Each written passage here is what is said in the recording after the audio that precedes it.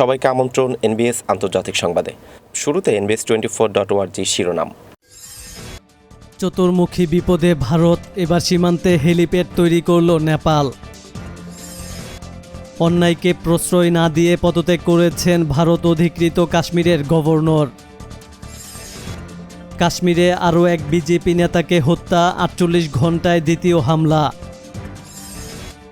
যুক্তরাষ্ট্রে টিকটক ও উইচ্যাট নিষিদ্ধে মার্কিন প্রেসিডেন্ট ট্রাম্পের নির্বাহী আদেশ।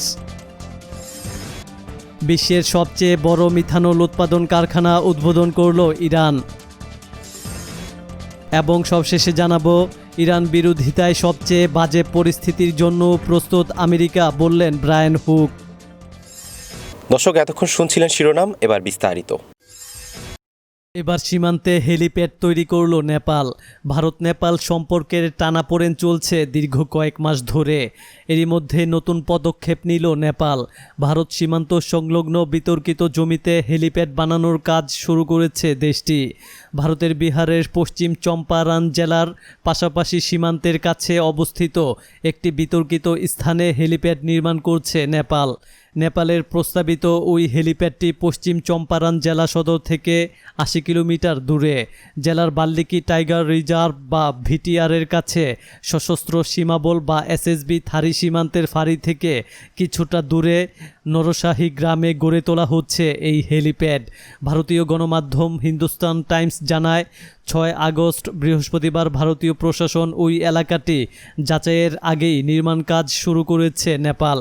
সম্প্রতি নেপাল উত্তরাখণ্ডের লিপুলেখ, কালাপানি ও লিম্পিয়াধুরাকে নিজেদের অঞ্চল হিসেবে দাবি করে নতুন মানচিত্র প্রকাশের পর ভারত ও নেপালের মধ্যকার সম্পর্কে টানাপোড়েন শুরু হয়। এরপরই সীমান্ত এলাকায় নির্মাণ কাজ শুরু করল নেপাল। ভারত নেপাল সীমান্তে আরও 2টি হেলিপ্যাড নির্মাণের পরিকল্পনা আছে নেপালের। এর মধ্যে একটি বাল্মীকি নগরে, যা নেপালের পশ্চিম চম্পারণ, ও অন্যটি উত্তরপ্রদেশের সীমান্ত এলাকা উজ্জয়িনীতে, যা নেপালের নাওয়ালপারাসি জেলায়। সম্প্রতি ভারতের দাবি করা কিছু অংশ যুক্ত করে নতুন মানচিত্র প্রকাশ করেছে নেপাল। এটা আবার সংসদে অনুমোদনও হয়েছে। এ নিয়ে দুই দেশের মধ্যে উত্তেজনা বেড়েছে। সংঘাতে এক ভারতীয় নাগরিকও মারা গেছে।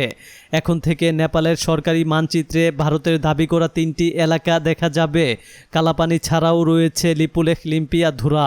এই মানচিত্র প্রকাশ করার পরপরই সামরিক তৎপরতাও শুরু হয়েছে ইন্দো নেপাল সীমান্তে। ভারতের সংবাদ মাধ্যমগুলো জানিয়েছে, সীমান্ত বরাবর সেনা বাড়াচ্ছে নেপাল। শুধু তাই নয়, তৈরি করা হচ্ছে ক্যাম্পও।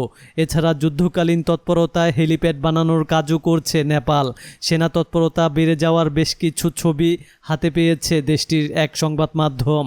ভারতের সংবাদ মাধ্যমগুলো আরও দাবি করেছে, সীমান্তে ব্যাপকভাবে নির্মাণ কাজ চালাচ্ছে নেপাল। সেনা ক্যাম্প, রাস্তাসহ একগুচ্ছ নির্মাণ কাজ শুরু করেছে। নেপাল চীন সীমান্তেও চলছে নির্মাণ কাজ। এ খবর জানিয়েছে সংবাদ মাধ্যম কলকাতা 24। পদত্যাগ করেছেন ভারত অধিকৃত জম্মু কাশ্মীরের গভর্নর। ভারত অধিকৃত জম্মু কাশ্মীরে 370 ধারার আওতায় বিশেষ মর্যাদা প্রত্যাহার ও রাজ্যকে 2টি কেন্দ্রশাসিত অঞ্চল জম্মু কাশ্মীর এবং লাদাখে বিভক্ত করার 1 বছর ঘুরতে না ঘুরতেই পদত্যাগ করলেন উপত্যকার প্রথম লেফটেন্যান্ট গভর্নর গিরিশচন্দ্র মুর্মু। তিনি ছিলেন 1985 সালের গুজরাট ক্যাডারের IAS অফিসার। নরেন্দ্র মোদী গুজরাটের মুখ্যমন্ত্রী থাকাকালীন তিনি সে রাজ্যের প্রধান সচিব ছিলেন। সম্প্রতি একাধিক বিষয় নিয়ে জম্মু কাশ্মীরের প্রথম উপরাজ্যপাল গিরিশচন্দ্রের সঙ্গে কেন্দ্রের বনিবনা হচ্ছিল না। 2018 সাল থেকে জম্মু কাশ্মীরে ভোট থমকে আছে। রাজ্যের মর্যাদা হারানোর পরে সেখানে প্রথম বিধানসভা নির্বাচন নিয়ে বর্ষিয়ান এই সাবেক IAS অফিসারের সঙ্গে বনাবনি হচ্ছিল না কেন্দ্রের সঙ্গে। আসন পুনর্বিন্যাস না হওয়া পর্যন্ত বিধানসভা ভোট স্থগিত রাখার পক্ষে ছিলেন গিরিশচন্দ্র মুর্মু। ভোটের দিনক্ষণ নিয়ে তার ভিন্ন মন্তব্যেও প্রকাশ্যে অসন্তোষ প্রকাশ করেছিল নির্বাচন কমিশনও।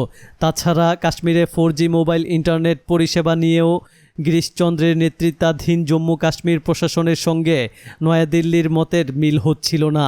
নিরাপত্তার কারণে কেন্দ্র বিষয়টি নিয়ে ধীরে চলার পক্ষে থাকলেও হাই স্পিড ইন্টারনেট পরিষেবা চালুর পক্ষে মত দেন জম্মু কাশ্মীরের উপরাজ্যপাল, যা নিয়ে গুঞ্জনের সৃষ্টি হয়েছিল।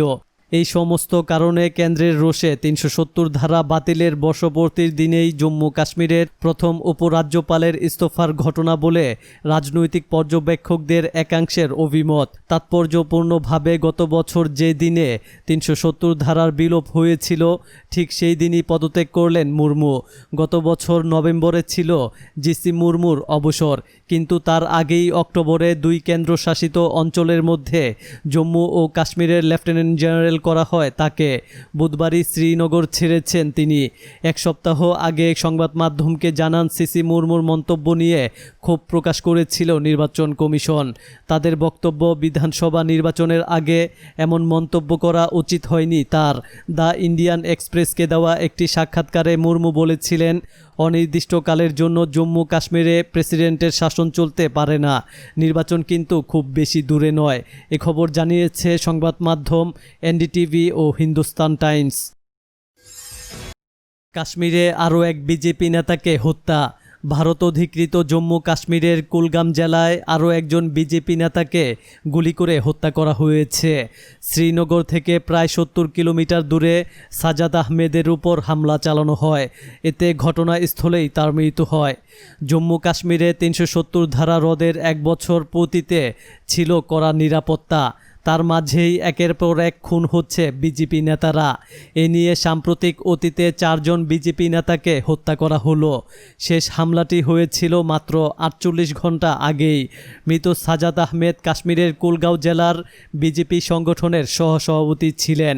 শ্রীনগর থেকে প্রায় ৭০ কিলোমিটার দূরে কুলগাঁওতেই তার বাড়ি। বৃহস্পতিবার সকালে সেখানেই তাকে গুলি করে হত্যা করা হয়। কুলগাঁও থেকেই সম্প্রতি নিখোঁজ হয়েছেন এক সেনা জওয়ান। চলতি সপ্তাহেই মঙ্গলবার গুরুতর জখম হন জম্মু ও কাশ্মীরের আরেক বিজেপি নেতা আরিফ আহমেদ। হাসপাতালে মৃত্যুর সঙ্গে লড়ছেন তিনি। গত মাসেই আরেক বিজেপি নেতা শেখ ওয়াসিম বারি এবং তার বাবা ও ভাইকে ভরসন্ধ্যায় গুলি করে হত্যা করা হয়। ওয়াসিম বারি জম্মু ও কাশ্মীরের বান্দিপুর জেলা বিজেপির সভাপতি ছিলেন। ওয়াসিম বারির মৃত্যুর পরেই ভয়ের চোরা স্রোত বয়ে গিয়েছে জম্মু ও কাশ্মীরের রাজনৈতিক মহলে। শুধু বিজেপিই নয়, অন্যান্য রাজনৈতিক নেতারাও প্রাণের আশঙ্কায় ভুগছেন। আর তার মধ্যেই মৃত্যু হলো আরও এক বিজেপি নেতার। চলতি বছর জুন মাসে একইভাবে গুলি করে হত্যা করা হয় জম্মু ও কাশ্মীরের কংগ্রেস নেতা অজয় ভারতীকে। স্পষ্টতই একের পর এক রাজনৈতিক নেতারা এখন প্রাণের আশঙ্কায় ভুগছেন। এ খবর জানিয়েছে সংবাদ মাধ্যম এনডিটিভি। যুক্তরাষ্ট্রে টিকটক ও উইচ্যাট নিষিদ্ধে ট্রাম্পের নির্বাহী আদেশ। যুক্তরাষ্ট্রের প্রেসিডেন্ট ডোনাল্ড ট্রাম্প বৃহস্পতিবার বলেছেন টিকটক বিক্রির জন্য ১ সপ্তাহ সময় দেবেন, কিন্তু শুক্রবার তিনি টিকটক উইচ্যাট নিষিদ্ধে নির্বাহী আদেশ দেন। এর আগে 2টি চীনা টেক জায়ান্টের বিরুদ্ধে ব্যবস্থা নেয় যুক্তরাষ্ট্র। গত বছর হুয়াওয়ে ও জেটিইর সঙ্গে দেশটি চুক্তি বাতিল করে। যুক্তরাষ্ট্রে জনপ্রিয় চীনা ভিডিও শেয়ারিং অ্যাপ টিকটক এবং মেসেজিং অ্যাপ উইচ্যাট বন্ধে বড় ধরনের পদক্ষেপ নিলেন দেশটির প্রেসিডেন্ট ডোনাল্ড ট্রাম্প। বিবিসি জানায়, বৃহস্পতিবার রাতে টিকটকের স্বত্বাধিকারী প্রতিষ্ঠান বাইটডান্সের সঙ্গে লেনদেন নিষিদ্ধের একটি নির্বাহী আদেশে স্বাক্ষর করেন ট্রাম্প।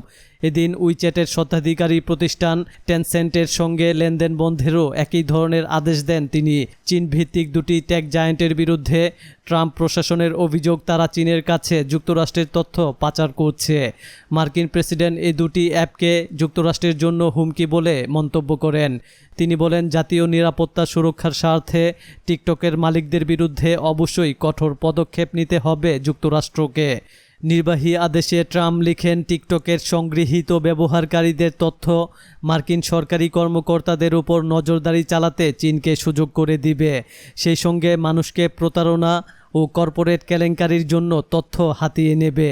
যুক্তরাষ্ট্র চীনা প্রযুক্তি প্রতিষ্ঠান এবং অ্যাপের বিরুদ্ধে আরও ব্যবস্থা নিতে যাচ্ছে। টিকটক ও উইচ্যাটের নাম উল্লেখ করে মার্কিন পররাষ্ট্রমন্ত্রী মাইক পম্পেও এমন ঘোষণার পরদিনই ট্রাম্প এই নির্বাহী আদেশে স্বাক্ষর করেন। বিশ্বের সবচেয়ে বড় মিথানল উৎপাদন কারখানা উদ্বোধন করল ইরান। ইরানের প্রেসিডেন্ট হাসান রুহানি তার দেশের পারস্য উপসাগর তীরবর্তী একটি এলাকায় বিশ্বের বৃহত্তম মিথানল উৎপাদন কারখানা উদ্বোধন করেছেন। ইরানের উপর আরোপিত নিষেধাজ্ঞার ক্ষতি থেকে বাঁচতে অপরিশোধিত জ্বালানি রপ্তানিকে নিরুৎসাহিত করে পেট্রোকেমিক্যাল পণ্য রপ্তানির যে দিক নির্দেশনা সর্বোচ্চ নেতা দিয়েছেন তা বাস্তবায়নের অংশ হিসেবে এই কারখানা উদ্বোধন করা হলো। বৃহস্পতিবার ভিডিও কনফারেন্সের মাধ্যমে ইরানের দক্ষিণাঞ্চলীয় বুশেহর প্রদেশে কবেহ পেট্রোকেমিক্যাল কমপ্লেক্স উদ্বোধন করেন প্রেসিডেন্ট রুহানি। এই কারখানায় প্রতিদিন এ গ্রেডের 7,000 মেট্রিক টন মিথানল উৎপাদিত হবে। এই কারখানা থেকে অপরিশোধিত জ্বালানি ব্যবহার করে বছরে প্রায় $40 কোটি মূল্যের পণ্য উৎপাদন করা সম্ভব হবে। বুশেহর প্রদেশের দেইর কাউন্টিতে 220 হেক্টর জমির উপর নির্মিত এই কমপ্লেক্সে দৈনিক 7 লাখ ঘনমিটার প্রাকৃতিক গ্যাস ব্যবহৃত হবে। প্রেসিডেন্ট হাসান রুহানি এই প্রকল্প উদ্বোধন করে বলেছেন, আমেরিকার কঠিনতম নিষেধাজ্ঞা মোকাবিলা করে আমরা এই প্রকল্প নির্মাণ করেছি। চলতি ফার্সি বছর শেষ হওয়ার আগে এই ধরনের আরও কয়েকটি প্রকল্প উদ্বোধন করা হবে বলেও জানান প্রেসিডেন্ট রুহানি। ইরান বিরোধিতায় সবচেয়ে বাজে পরিস্থিতির জন্য প্রস্তুত আমেরিকা। মার্কিন পররাষ্ট্র মন্ত্রণালয়ের ইরান বিষয়ক বিশেষ প্রতিনিধি ব্রায়ান হুক বলেছেন, ইরানের বিরুদ্ধে জাতিসংঘের অস্ত্র নিষেধাজ্ঞা নবায়ন করতে তার দেশ জোর কূটনৈতিক তদবির চালিয়ে যাচ্ছে। তিনি স্পেন নিরাপত্তা বৈঠকে দেয়া এক বক্তৃতায় একথা জানান। হুক আবারও ইরান বিরোধী ভিত্তিহীন অভিযোগগুলোর পুনরাবৃত্তি করেন। মার্কিন সরকার ইরানের মোকাবিলায় সবচেয়ে খারাপ পরিস্থিতির জন্য নিজেকে প্রস্তুত করেছে জানিয়ে হুক বলেন, তেহরানকে অর্থনৈতিক চাপ ও আলোচনার মধ্যে যে কোনো একটি বেছে নিতে হবে। হুক এমন সময় এই বক্তব্য দিলেন যখন ইরানের সর্বোচ্চ নেতা আয়াতুল্লাহিল উজমা খামেনি চলতি সপ্তাহে দেয়া এক ভাষণে আবারও আমেরিকার সঙ্গে যে কোনো ধরনের আলোচনার সম্ভাবনা নাকচ করে দিয়েছেন। ওয়াশিংটন সম্প্রতি ইরানের উপর অস্ত্র নিষেধাজ্ঞা নবায়নের জন্য জাতিসংঘ নিরাপত্তা পরিষদের সদস্য দেশগুলোর কাছে একটি প্রস্তাবের খসড়া বিলি করেছে। তবে রাশিয়া ও চীন বলেছে তারা নিরাপত্তা পরিষদে আমেরিকার এই ইরান বিরোধী প্রস্তাব পাশ করতে দেবে না। দর্শক, এই ছিল এখনকার মতো। আমাদের পরবর্তী সংবাদ দেখার আমন্ত্রণ জানিয়ে বিদায় নিচ্ছি আমি শফিউল আলম আরাফ।